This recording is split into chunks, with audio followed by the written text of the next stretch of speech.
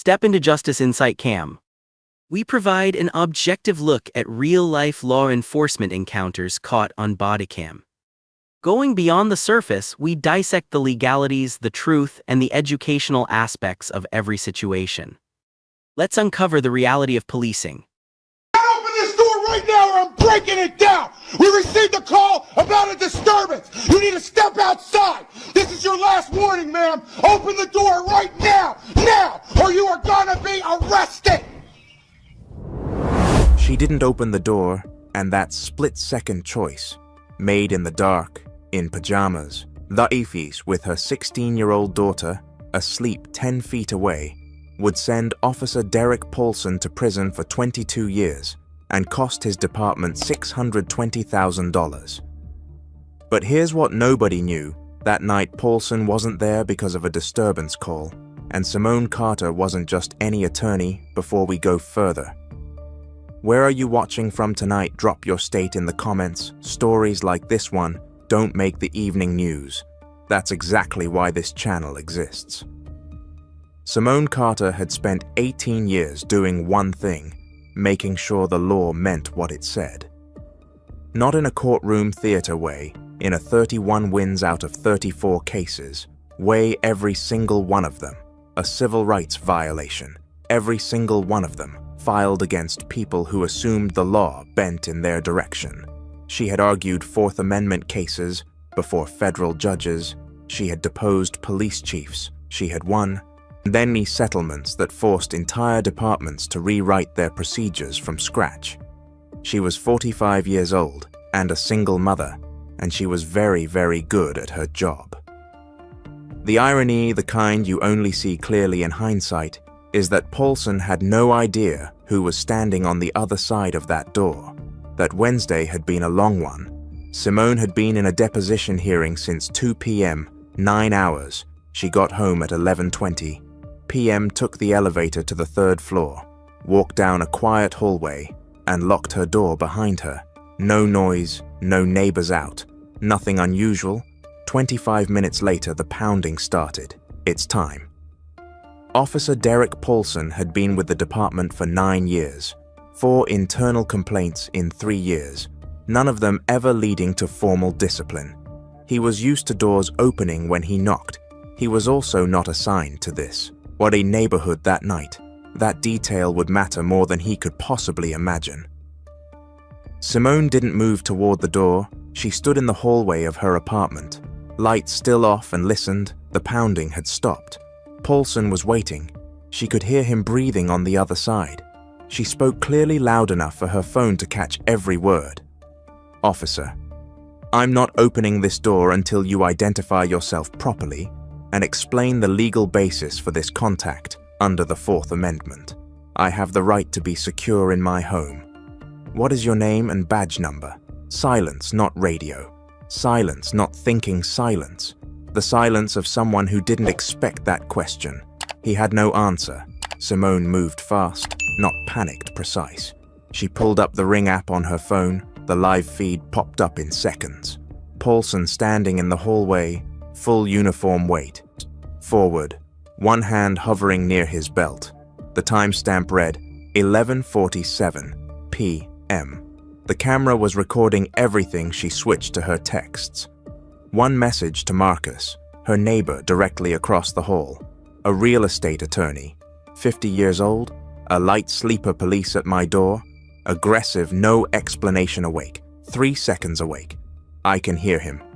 My Ring camera is recording 2 different angles.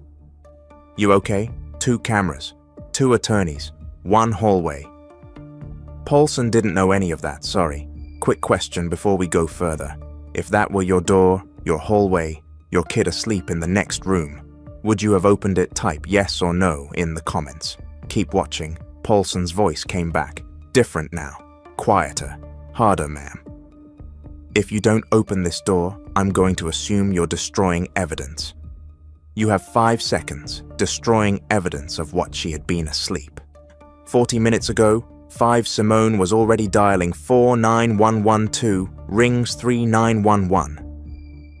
What's your emergency? 2. This is Simone Carter.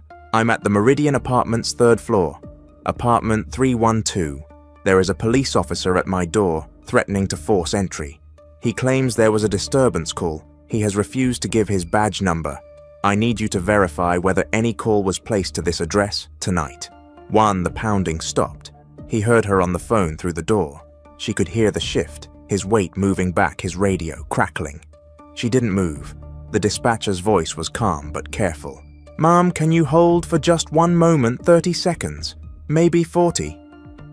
Simone kept her phone to her ear and her eyes on the ring feed. Paulson was still in the hallway, not leaving, not knocking, just standing there. The dispatcher came back. Mom, I'm not showing any calls for on service to your address tonight. No disturbance call, no wellness check, nothing. There is no call logged at all. That changed everything. I need a supervisor, Simone said flat, no hesitation. I'm connecting you now. While she waited, she looked at the ring feet again. Paulson's hand had dropped from his belt. His posture had shifted. The weight that had been leaning forward was pulling back now. Something in him had changed the moment he heard her on the phone. He knew she was documenting. He knew dispatch had no record, and now a supervisor was about to ask why a patrol officer was standing outside an apartment in a zone he wasn't assigned to. At 11:49 p.m., threatening a resident who had done nothing wrong, he had walked into a building full of cameras with a story that didn't exist. The trap wasn't set by Simone Paulson, built it himself. One thread at a time, and he was standing right in the middle of it. Paulson heard her say, "Supervisor." He knew Sergeant Williams came on the line, calm voice. Deliberate, he asked Simone to describe the officer. The uniform, the badge she did. Methodically, the way someone trained in evidence documentation describes a scene. Williams went quiet for a moment. Then, ma'am, I need you to stay inside. Do not open that door for anyone until I'm personally standing in front of your peephole. With my badge up, is something wrong? Officer Paulson is not assigned to your district tonight. He has no authorized reason to be in that building. Simone looked at the ring feed. Paulson's head turned slightly. His radio was close to his ear. He had heard enough. He walked away quick. Not running, but quick. She watched him move down the hallway on the small screen. Full uniform badge, catching the ooh. Light disappearing around the corner, like a man who had just realized exactly what he had done. He didn't look back. A door opened behind Simone. Her daughter stood in the frame of her bedroom door. 16 years old, hair still pressed flat from sleep, squinting at the light from her mother's phone. Mum, her voice small. What's happening? Simone turned. She crossed the room in 4 steps. She put one hand on her daughter's shoulder and kept her voice completely level. Go back inside. Baby, lock your door. I'll come get you in 10 minutes. Her daughter looked at her for a moment, reading her face, the way kids read parents when they know something is wrong, but trust the calm being offered. She went back inside. The lock clicked. Simone stood in the dark hallway of her apartment and exhaled once. Then she went back to her phone. 6 minutes later, 3 patrol cars. Ye were in the parking lot. Sergeant Williams knocked away Paul's and never had 2 measured taps. Then his voice steady and clear. Miss Carter, Sergeant Williams' badge is up at the peephole. She looked 4 officers, name tags visible. Williams holding his badge flat against the lens. She opened the door. Williams was in his 50s. He looked at Simone, still in the clothes she had come home in, phone in hand. Daughter's door closed behind her, and his expression didn't perform sympathy. It acknowledged a situation. Walk me through it from the beginning. She did every word, every time. Stamp. She opened the Ring app and showed him the footage, pausing at the door, posture forward, hand near his belt, face completely visible from the moment he arrived. She played the audio recording. She showed him the text exchange with Marcus. As if on cue, Marcus's door opened across the hall. He stepped out in a sweatshirt, phone extended. I've got it from this angle, audio and video. Different camera, different position. He never properly identified himself. I was home all evening. This hallway was silent until he started. Williams looked at the footage from both cameras. He didn't say anything for a long moment. Then he took both their contact information and told them someone would be in touch within 24 hours. 3 sources, 3 independent recordings, 1 hallway, 0 legitimate reason for Paulson to be there. The case was already building itself. What Simone didn't know, what Williams didn't tell her that night, was that Derek Paulson had been under quiet internal review for 6 months. 3 women had filed anonymous complaints. 3 women who lived alone. 3 late-night visits with the same pattern. A knock after 11 p.m. a claim. And about a disturbance call pressure to open the door. No dispatch record of any call placed to their address. All 3 had been too frightened to go on. Record Internal Affairs had the complaints they had. The pattern, they had a short list of names. They didn't have evidence. Not the kind that holds in court. Not a face on camera. Not audio. Not a 911 call. Proving no legitimate reason existed. Not a witness across the hall with a second angle. Until tonight, Paulson had spent 6 months operating in what he believed were blind spots. Buildings without doormen. Women without loud networks, situations where his word was the only word. He had walked into a building with 2 lawyers and 4 cameras and threatened the wrong door. He'd done this before. Tonight was the first time he got caught. The warrant came through 48 hours after Simone's 911 call. Paulson's patrol car computer, his personal phone, his home laptop, all of it. What investigators found wasn't a mistake. It wasn't a one-time lapse in judgment. It was a system for at least 2 years. Paulson had been running searches in the department's law enforcement database, not for active cases, not for suspects, for addresses, specifically residential units with single female occupants, no roommates, no male names on the lease buildings without 24-hour doormen.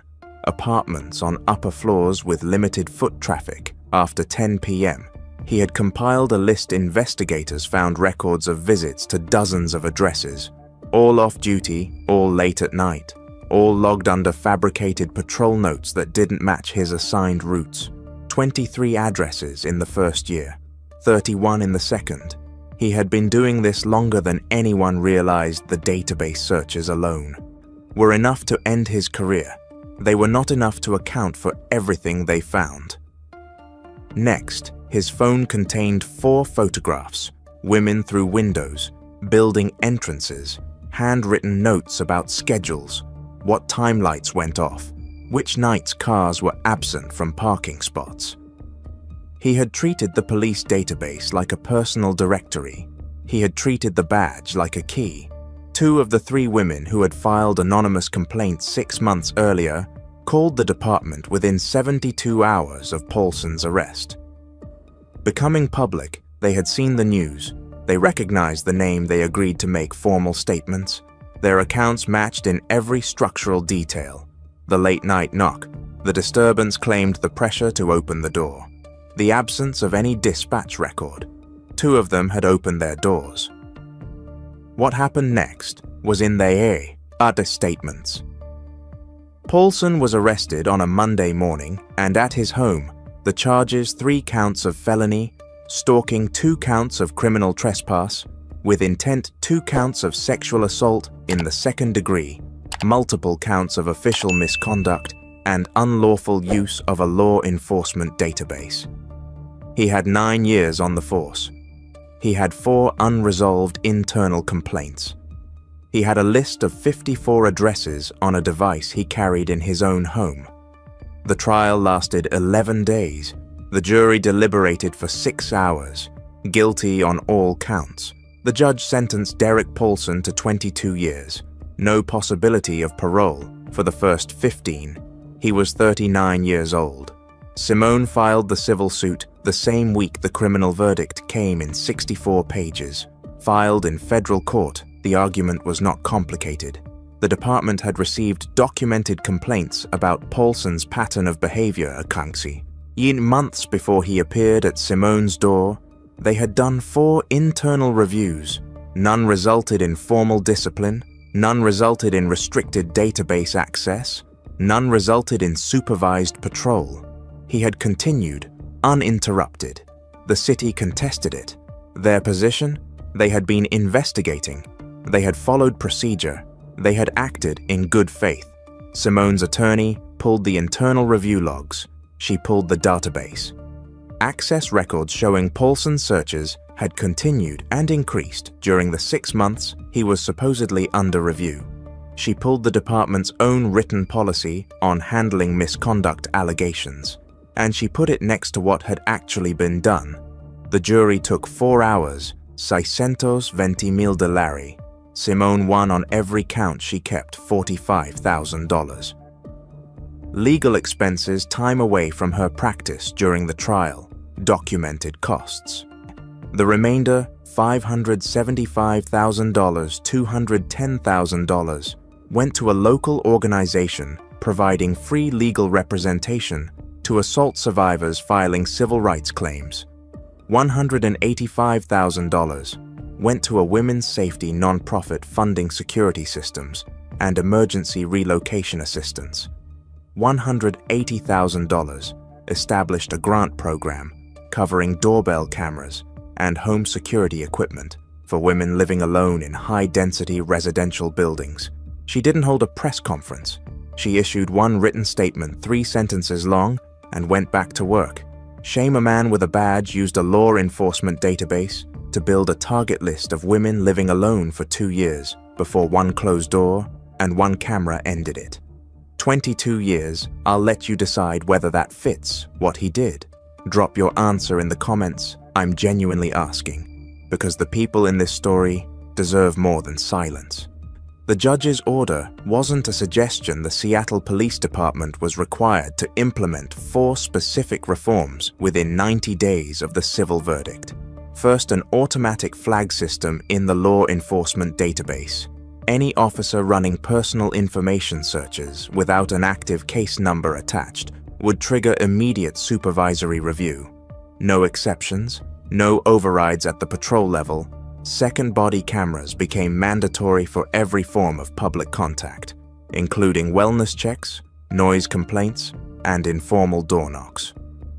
The category of informal contact, the procedural gap Paulson had used for 2 years, was formally closed. Third, all misconduct complaints involving residential contact had to be reviewed by a supervisor outside the officer's direct chain of command within 72 hours of filing. Anonymous complaints were no longer allowed to sit in a queue. Fourth, the department issued a written acknowledgement that its existing review process had failed to protect the public. During the 6 months Paulson remained on active patrol after the first complaints were filed, that acknowledgement, 3 paragraphs long, was read into the public record. It will stay there. Simone Carter still practices law. She took 2 weeks off after the criminal trial, ended the first real break she had taken in 4 years. Then she went back. She still argues 4th Amendment cases. She still files civil rights suits against departments that assume procedure is optional. Her record is now 38 wins out of 42 cases. She also teaches 1 evening course per semester at the law school, documentation evidence chain, and constitutional protections during police contact. Not theory application. She shows her students the ring cam footage from that night. She plays the audio recording. She walks them through every decision she made and why she tells them the same thing at the end of every class. You don't have to be an attorney to protect yourself. You have to know what you're entitled to, and you have to document it to you. Her daughter turns 18 next spring. She has already been accepted to 2 universities. She is studying pre-law. She doesn't talk much about that night, but her mother noticed something after the trial ended. Her daughter started paying attention differently to news stories, to verdicts, to the language people use when they talk about rights. They assume they have versus rights. They can actually prove they have that shift. Doesn't have a name, but it's real. and it will outlast everything else.